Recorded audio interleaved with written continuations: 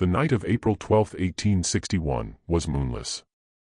Clouds had rolled in from the Gulf of Mexico during the evening, blotting out the stars and wrapping the Louisiana countryside in a darkness so complete that Celia could barely see her hand in front of her face. For most people, this would have been terrifying. For 38 escaped slaves moving through the bayou country, it was a blessing. They gathered at the predetermined spot, a clearing in the woods about half a mile from the main plantation buildings.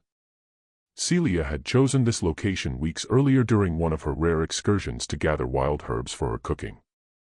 It was far enough from the slave quarters that their movement would not be noticed, but close enough that everyone could reach it without getting lost in the darkness. By midnight, 37 people had assembled. They ranged from old Josephine, the 60-year-old midwife who had delivered Samuel 8 years earlier, to Marcus, a 19-year-old field hand whose back still bore fresh scars from a whipping he had received the previous month. There were families with children, couples who had been separated by sale and were reuniting for this journey, and solitary individuals who had no one left to lose. They stood in the darkness, barely breathing, waiting for Celia to tell them what to do next. She had never led anyone before. She had spent her entire life following orders, keeping her head down, making herself invisible. But standing in that clearing with 37 pairs of eyes fixed on her, something shifted inside Celia. She was no longer the cook. She was no longer property. She was the woman who was going to lead these people to freedom, or die trying. "We walk until dawn," she said, her voice barely above a whisper. "No talking. No noise. Stay close to the person in front of you. If you fall behind, we cannot stop. If you are caught, do not reveal the route. Do you understand?" 37 heads nodded in the darkness. "Then let's go." They moved out in single file, with Celia at the front and Marcus bringing up the rear. Samuel walked directly behind his mother, one hand clutching the back of her dress so he would not lose her in the darkness. They followed a path that Celia had memorized from Ezekiel's maps, a route that wound through swamps and forests, avoiding roads and settlements, staying as far as possible from anywhere they might be seen. The first obstacle came within the first hour. Thompson Creek, the waterway that bordered the eastern edge of Magnolia Grove, had to be crossed. The water was waist-deep in most places, chest-deep in others, and the current was strong enough to sweep a person off their feet if they were not careful. Celia had anticipated this. She had identified a crossing point where the creek widened and grew shallower, a spot where even the children could wade across without being submerged. They crossed one at a time, forming a human chain to steady each other against the current.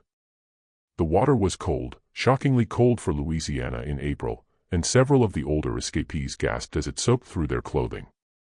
But no one complained. No one made a sound louder than a whisper. They understood that their lives depended on silence. On the other side of the creek, they paused to wring out their clothes and catch their breath. Celia counted heads in the darkness. 37, plus herself and Samuel. Everyone had made it across. They continued walking. By the time the first gray light of dawn began to appear on the eastern horizon, they had covered approximately 8 miles. It was not nearly enough. They were still well within the area where slave patrols regularly operated, still close enough to Magnolia Grove that a determined pursuit could catch them within hours. But they could not travel during daylight. They would have to hide. The hiding place Celia had chosen was an abandoned tobacco barn on a farm that had been foreclosed 3 years earlier. The property was overgrown, the buildings falling apart, and no one had any reason to visit it. Inside the barn, buried under moldy hay and rotting timber, they would wait out the day. It was cramped, uncomfortable, and terrifying. 39 people packed into a space meant for storing crops, barely able to move, hardly daring to breathe. The children were told to sleep if they could. The adults took turns keeping watch through the gaps in the barn's walls, scanning the horizon for any sign of pursuit. None came. Not that first day. While the escaped slaves huddled in their hiding place, something very different was happening 12 miles away at Magnolia Grove Plantation. Henri Beaumont woke at approximately 9 o'clock in the morning, which was late for him. His head ached from the whiskey he had consumed the night before, and his stomach churned with the aftereffects of the enormous meal. He lay in bed for several minutes, waiting for the nausea to pass, before finally summoning the strength to sit up. His first thought was that he wanted coffee. His second thought was that he wanted breakfast. His third thought, which came only after he had rung the bell for service 3 times without response, was that something was wrong. He found his wife in the hallway, looking confused and irritated. She had also been ringing for service. She had also received no response. The house was silent in a way it had never been silent before. They went downstairs together, moving slowly because of their size and the lingering effects of the previous night's excess. They found the dining room first. The table was still covered with the remains of last night's feast, dishes of cold food surrounded by flies, wine glasses still half full. At the head of the table, in Henry's customary place, sat a single empty plate and a folded piece of paper. Marguerite Beaumont would later tell people that her husband's face turned the color of ash when he read those 7 words. She would describe how his hands shook, how the paper fluttered to the ground, how he stood frozen for what felt like an eternity before he finally found his voice. "She's gone," he said. "The cook is gone." But that was only the beginning of the horror. Henri Jr. was awakened by his father's shouting. He came downstairs to find both his parents in the study, staring at an empty safe.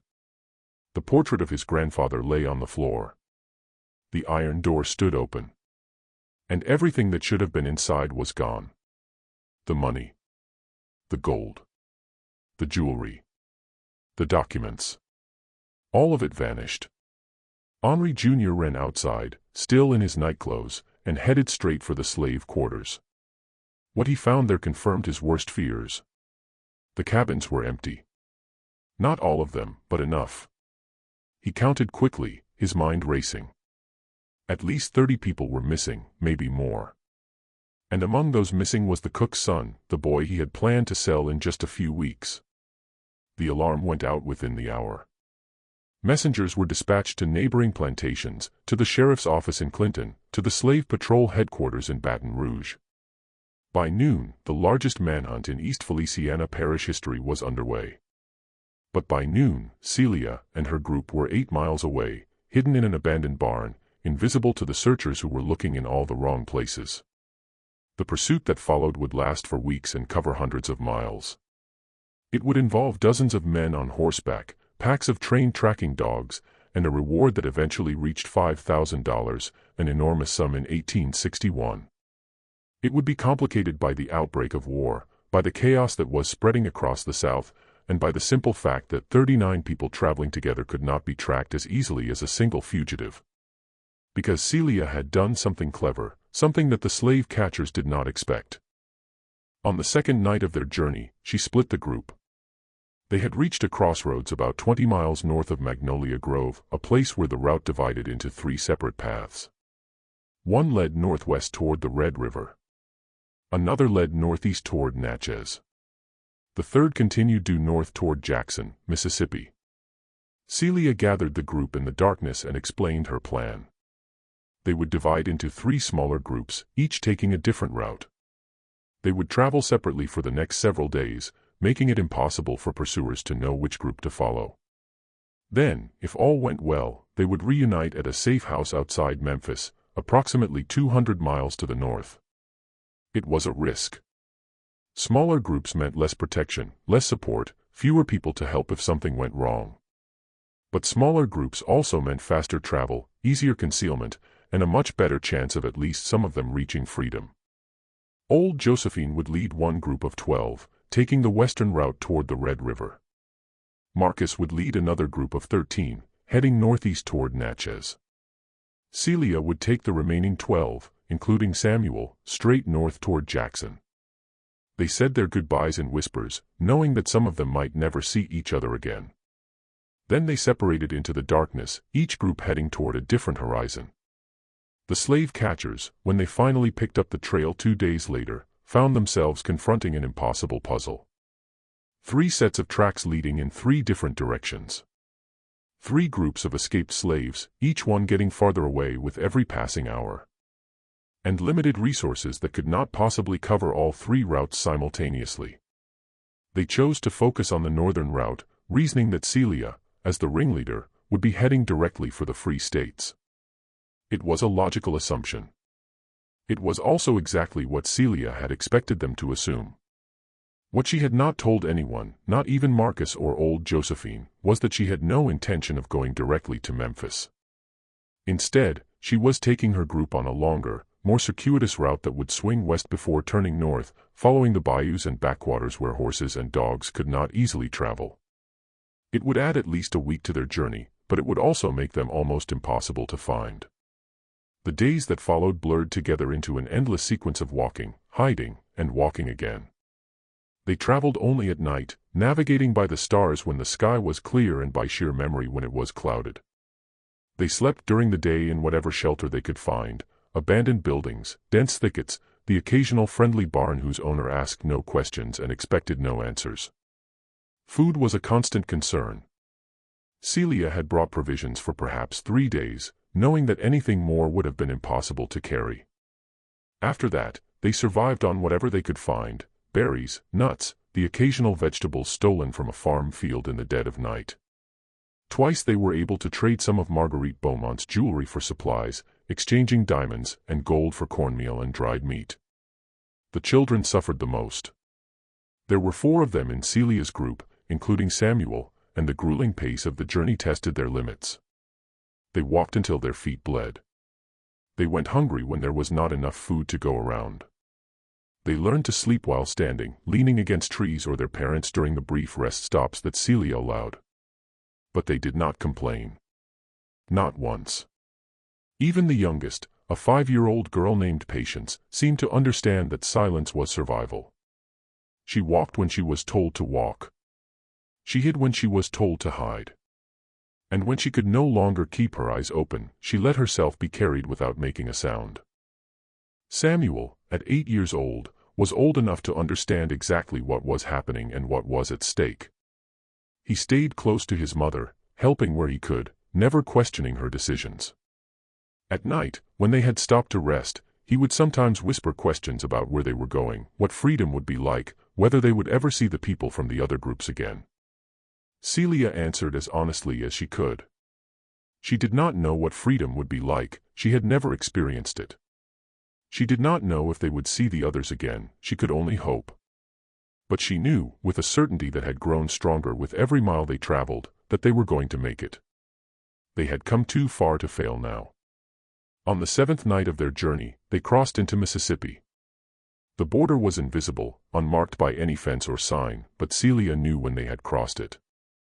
The landscape changed subtly, the Louisiana swamps giving way to the pine forests of southwestern Mississippi. The air smelled different, drier, less heavy with the scent of decay. And somewhere in the back of her mind, a voice whispered that they were one step closer. Still, Mississippi was not freedom. Mississippi was a slave state, just as hostile to escaped slaves as Louisiana had been. The danger was just as great, the consequences of capture just as severe. They would have to cross nearly 300 miles of Mississippi before reaching Tennessee, and then another 100 miles of Tennessee before reaching Kentucky, and then the Ohio River, and then Indiana. 4 states. 500 miles.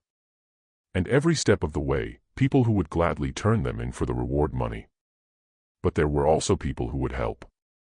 The Underground Railroad in Mississippi was smaller and more secretive than in the northern states, but it existed. Station masters and conductors operated in the shadows, risking their lives and their property to help escaped slaves reach freedom. They were a diverse group, free blacks who had purchased their own liberty, white abolitionists who believed slavery was a sin, Quakers whose faith demanded that they treat all people as equals, and ordinary individuals who simply could not stand by while human beings were treated as property. Celia made contact with the first of these helpers on the 8th night of their journey. His name was Solomon, and he operated a small farm about 30 miles north of the Louisiana border. He was a free black man, one of the few in that part of Mississippi, who had purchased his freedom 15 years earlier and spent every day since helping others achieve the same thing. His farm was known along the Underground Railroad as a safe haven, a place where escaped slaves could rest, eat, and gather strength for the next leg of their journey. Solomon took one look at Celia's exhausted group and ushered them into his barn without asking a single question. He brought food, water, and clean bandages for their blistered feet. He showed them where to sleep, hidden in a space behind the hayloft that was invisible unless you knew exactly where to look. And he told them they could rest for 2 days before continuing north. 2 days. It seemed like an eternity. During those 2 days of rest, Celia learned that she was not the only one making this journey. Solomon told her about other groups that had passed through in recent weeks, other escaped slaves fleeing the chaos of the impending war. The slave system, he said, was beginning to crack. The certainty that had held it together for generations was eroding, replaced by fear and uncertainty. More and more enslaved people were seizing this moment of weakness to make their escape. He also told her about the war. Fort Sumter had fallen. The Confederate States were mobilizing for conflict. President Lincoln was calling for volunteers to put down the rebellion. The entire country was lurching toward a war that would eventually claim more than 600,000 lives. But more importantly for Celia, the war was creating opportunities. Military movements were disrupting normal patterns of life across the South. Slave patrols were being disbanded as men left to join the Confederate Army. The attention of authorities was focused on matters they considered more important than tracking runaway property. The next few months will be your best chance, Solomon told her. After that, who knows? The war could last years. Anything could happen. Celia listened, processing this information, adding it to her mental calculations. They had been traveling for 8 days. They had covered approximately 100 miles. They had roughly 400 miles left to go. If Solomon was right about the war creating chaos, then the longer they traveled, the easier it might become. But they could not count on that. They could only count on themselves. On the morning of the 10th day since leaving Magnolia Grove, Celia and her group left Solomon's farm and continued north. They were rested, fed, and equipped with new supplies that Solomon had provided. They had fresh information about the route ahead, the safe houses they could trust, the dangers they needed to avoid.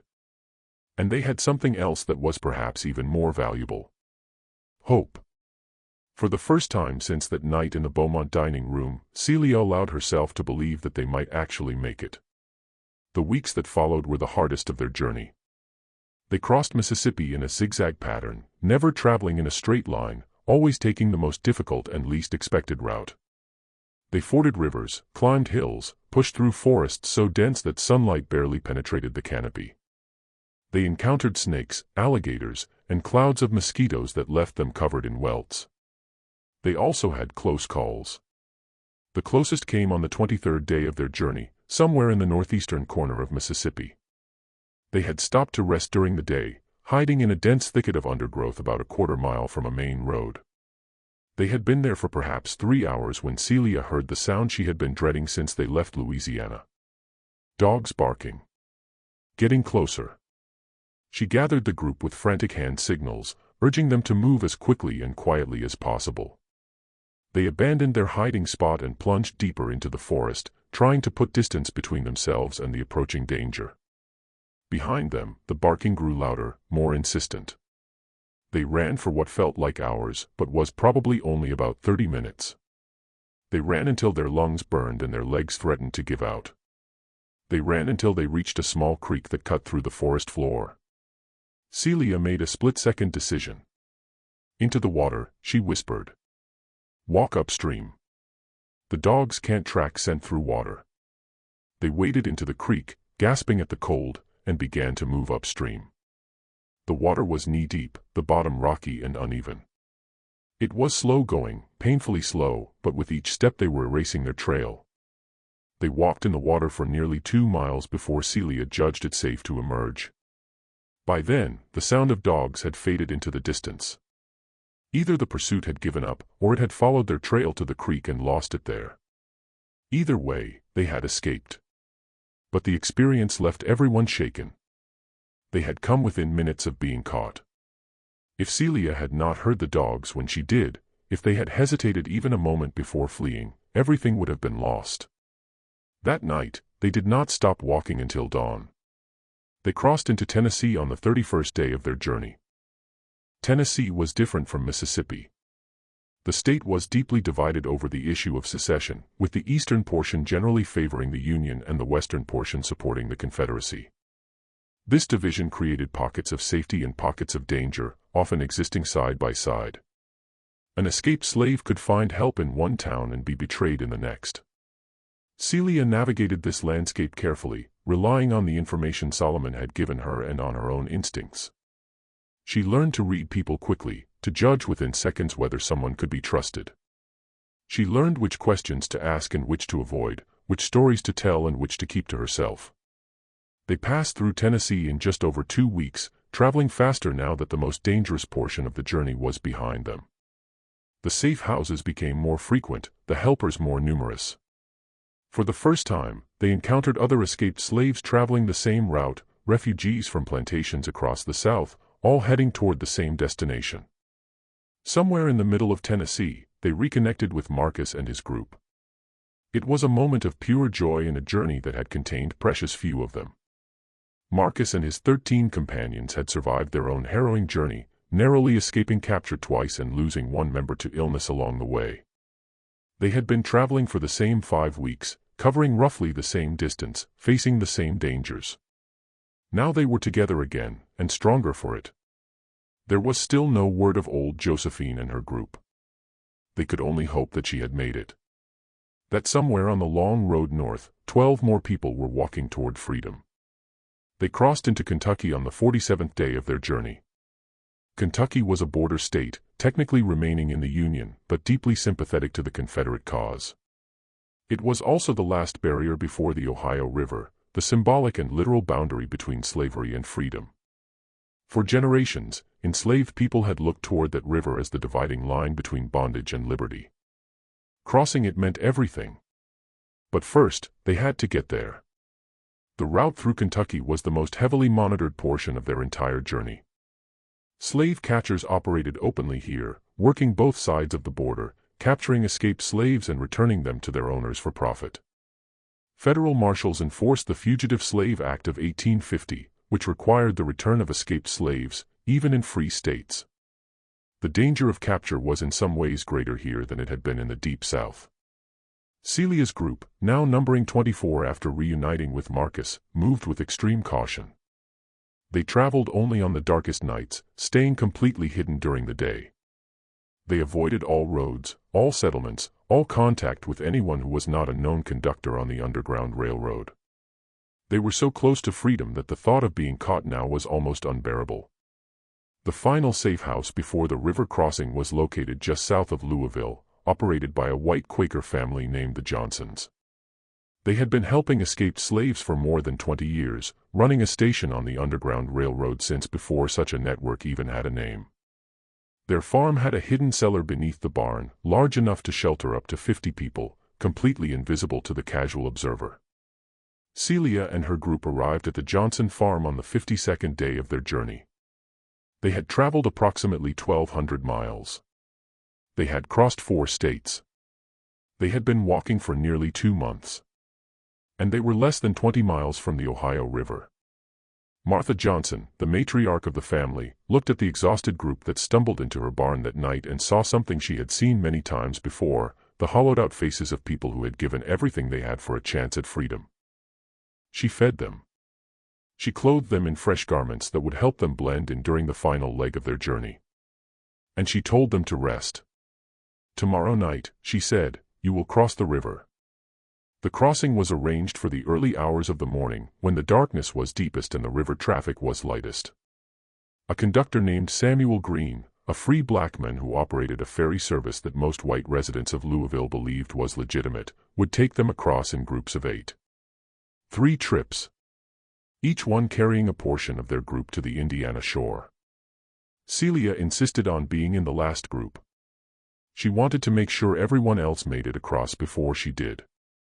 She wanted to be the one standing on the Kentucky shore, watching each boat disappear into the darkness, counting heads as they emerged on the other side. She wanted to know that Samuel, that Marcus, that every single person who had trusted her to lead them to freedom had actually made it. The first group crossed without incident. The second followed 30 minutes later, also successful. Then it was time for the final crossing. Celia climbed into the small boat with the last 7 members of their group. Samuel was beside her, his hand clutching hers as it had on that first night when they walked out of Magnolia Grove. The conductor pushed off from the shore, and they began to glide across the dark water. The Ohio River at that point was approximately a quarter-mile wide. The crossing took less than 15 minutes. But those 15 minutes felt like a lifetime. Celia watched the Kentucky shore recede behind them. Watched the darkness swallow the land where slavery still existed. Watched everything she had ever known disappear into the night. And then she turned to face forward. To face Indiana. To face freedom. When the boat touched the northern shore, Celia did not move immediately. She sat in the darkness, feeling the wooden hull scrape against the riverbank, listening to the others climb out around her. Samuel tugged at her hand, urging her to follow. But she needed a moment. Just a moment. She was free. After 31 years. After 17 years of slavery at Magnolia Grove. After 53 days of running. She was free. The tears came without warning, streaming down her face in the darkness. She did not try to stop them. She did not try to hide them. For the first time in her life, she was allowed to feel whatever she wanted to feel. She was allowed to cry. She was allowed to hope. She was allowed to be human. Samuel climbed back into the boat and wrapped his arms around her. He was 8 years old, and he understood, in the way that children understand things, that this moment meant everything. "We made it, Mama," he whispered. "We made it." Yes. They had. But the journey was not over yet. Indiana was a free state, but it was not safe. The Fugitive Slave Act meant that slave catchers could still operate here, could still capture escaped slaves and return them to the South. True safety lay further north, in Canada, where American laws did not apply and slavery had been abolished for decades.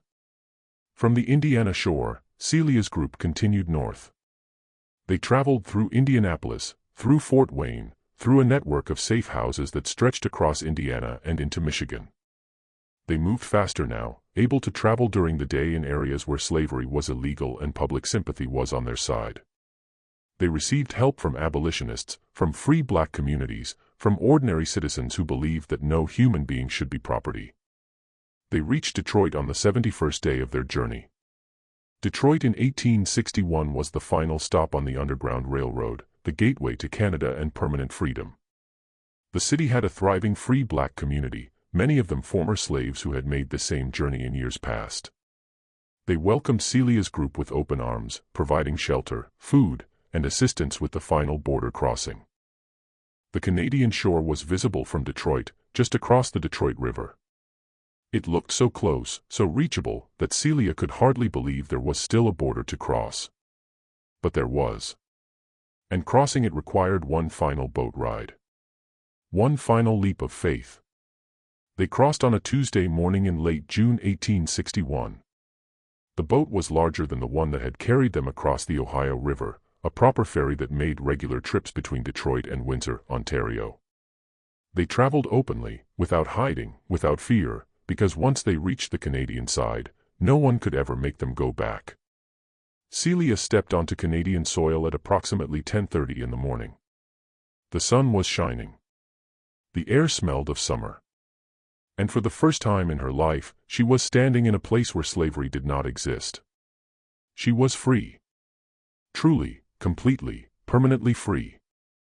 The group that had started as 39 people had been reduced to 24 by the time they reached Canada. They had lost one person to illness in Mississippi. Old Josephine's group of 12 had never arrived at the Memphis rendezvous point and was never heard from again. But the others had made it. Against all odds. Against every obstacle that slavery and geography could throw at them. And Celia had led them. The woman who had been purchased for $650 in Charleston 17 years earlier. Who had been recorded in a ledger as nothing more than a function. Who had been invisible for so long that she had almost forgotten she existed. She had led 23 people to freedom. Now she would build a new life.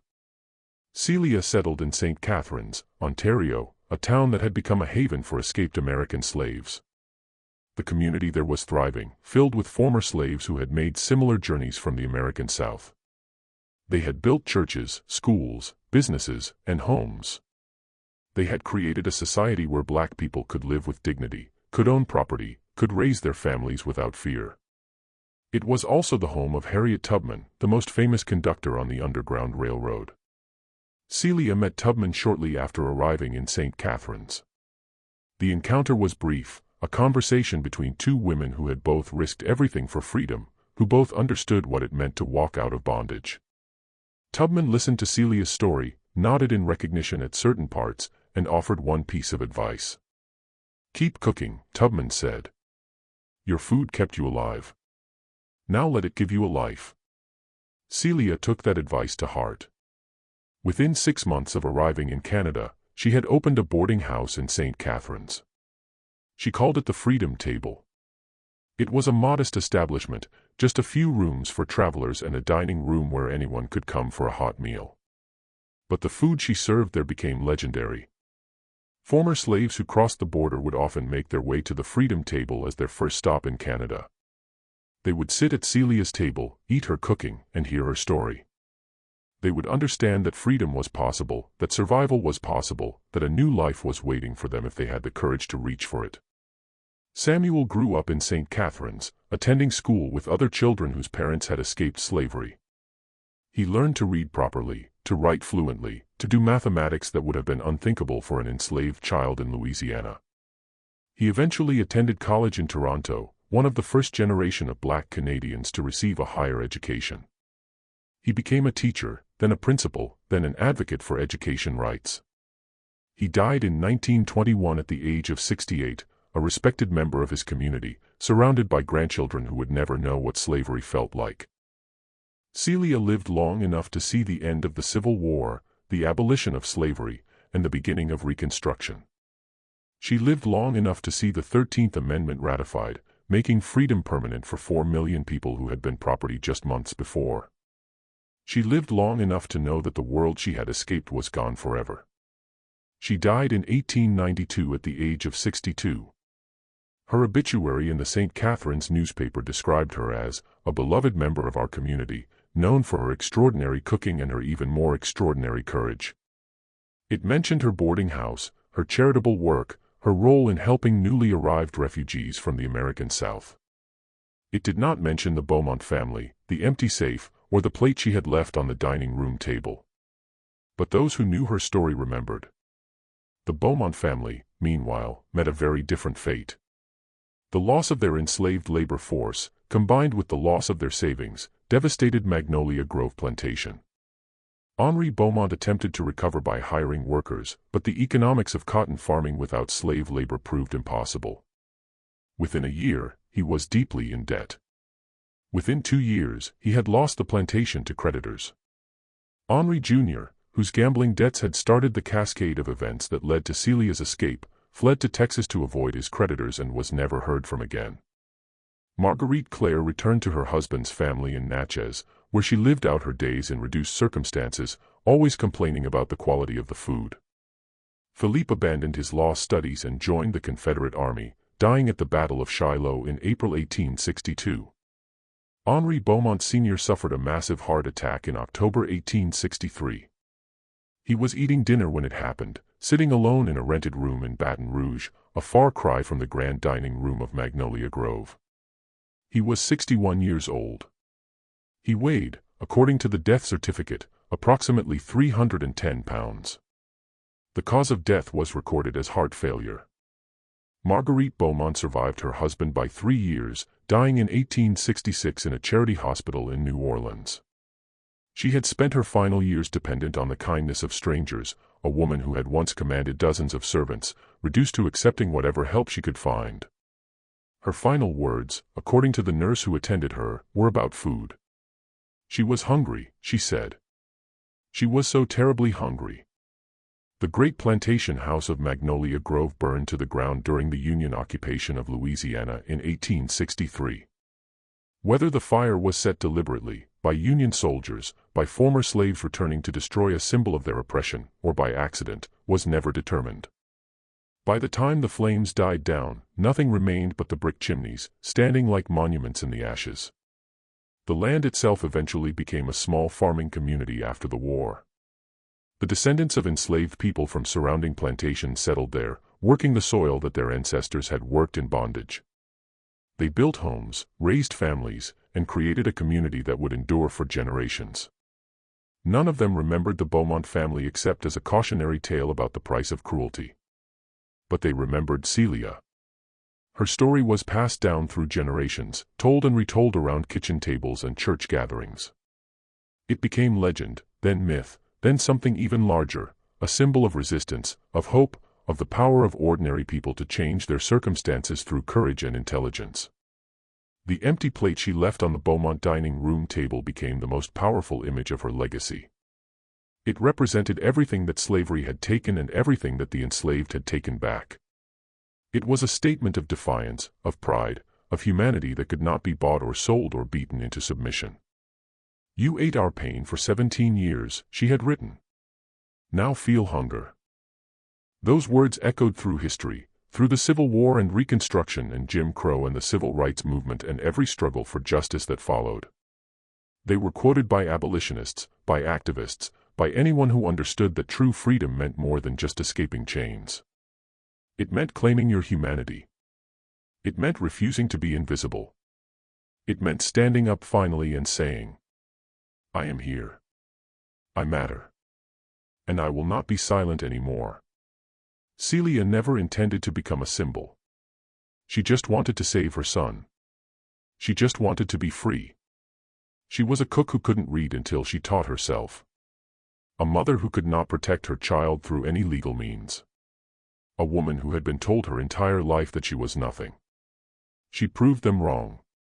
The night she walked out of Magnolia Grove Plantation, she carried nothing but her son, a bag of stolen money, and 17 years of watching and waiting and planning. She left behind a world that had tried to destroy her and walked toward a future that no one had promised her. She made that future herself, one step at a time, through swamps and forests and rivers and darkness, until she finally stood in the light. This was her story. This was her victory. And this was her gift to everyone who came after. The knowledge that no matter how hopeless things seem, no matter how powerful the forces arrayed against you, it is always possible to fight back. It is always possible to survive. It is always possible to win. You just have to be willing to take the first step. And then the next. And then the next. Until finally,